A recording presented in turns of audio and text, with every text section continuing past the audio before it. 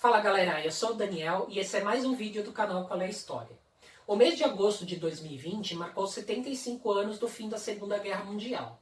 A gente sabe que o conflito propriamente dito ocorreu na Europa e na região do Pacífico, nesse caso mais especificamente entre os Estados Unidos e o Japão. Porém, como não podia deixar de ser, nós tivemos vários reflexos dessa guerra aqui no território nacional. Bom, em 1942, o Brasil estava sob o governo de Getúlio Vargas, regime do Estado Novo. Aliás, um regime que tinha características muito parecidas com o nazismo da Alemanha e com o fascismo da Itália. Era um governo ditatorial, era um governo populista e era um governo nacionalista. Muitos, então, naquela época acreditavam que até fosse provável que o Vargas entrasse no conflito a favor das potências do eixo. Porém, em agosto de 42, alguns navios mercantes brasileiros são bombardeados no litoral de Pernambuco por um submarino alemão. E a partir daí, então, Vargas se vê obrigado a abandonar a neutralidade que mantinha até então e entrar efetivamente no conflito contra as potências do eixo. O principal aliado do Brasil na Segunda Guerra serão os Estados Unidos, que estavam sob o governo do presidente Roosevelt. Nós vemos aqui na foto o Roosevelt e o Vargas visitando a base aérea do Rio Grande do Norte. Bom, os Estados Unidos vão financiar a entrada do Brasil na guerra, né, através de uma liberação de verba para compra de munição, armamentos, equipamentos, uniformes para o exército brasileiro, e também vão financiar, naquela época, a construção de uma usina siderúrgica aqui no Brasil, no caso a CSN, em Volta Redonda, no Rio de Janeiro. Bom, a partir daí muita coisa vai mudar aqui no território nacional. A gente sabe que naquela época a gente já tinha um processo muito grande de imigração para o Brasil, né? Então a gente já tinha aqui no Brasil muitos imigrantes estabelecidos, né? Principalmente de origem alemã, italiana e japonesa. E esses imigrantes, eles acabam sendo proibidos aqui no Brasil de manter seus símbolos nacionais, de falar em público nas suas línguas nativas, né? Um dos reflexos disso, por exemplo, vai ser no esporte. A gente tinha aqui em São Paulo o Palestra Itália, que era um clube de origem italiana, que teve que mudar seu nome para Palmeiras.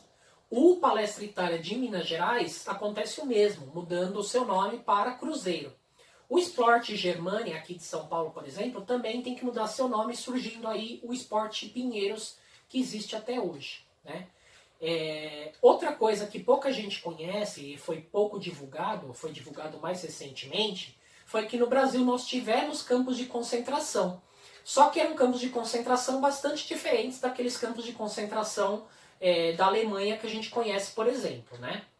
No caso, esses campos de concentração aqui no Brasil eram fazendas onde ficavam presos imigrantes de origem alemã, italiana ou japonesa que estivessem de alguma forma ilegalmente aqui no território nacional, né? Porém, diferente desses campos de concentração lá da Europa, esses prisioneiros eles podiam sair, por exemplo, para fazer compras na cidade, comprar mantimentos, podiam receber visitas. Era interessante também a gente dar uma olhada na obra do escritor Fernando Moraes. Ele tem 2 livros que retratam retratam muito bem essa situação aqui do Brasil durante a Segunda Guerra. O primeiro livro é o Olga, né, que conta a história da Olga Benário, que era a esposa do Luiz Carlos Prestes, e que foi entregue pelo governo brasileiro ao governo alemão antes do Brasil entrar oficialmente na guerra. E o segundo livro, chamado Corações Sujos, conta a história de alguns imigrantes japoneses aqui no Brasil que não aceitavam a derrota do Japão na guerra. Eles falavam inclusive que aquele discurso do imperador tinha sido uma farsa e que o Japão não tinha sido derrotado na guerra. E a partir daí esses colonos japoneses aqui no Brasil, esses imigrantes, vão organizar inclusive movimentos contra imigrantes japoneses também, mas que aceitavam a derrota do Japão na guerra. E eles eram chamados de corações sujos, esses japoneses que aceitavam a derrota.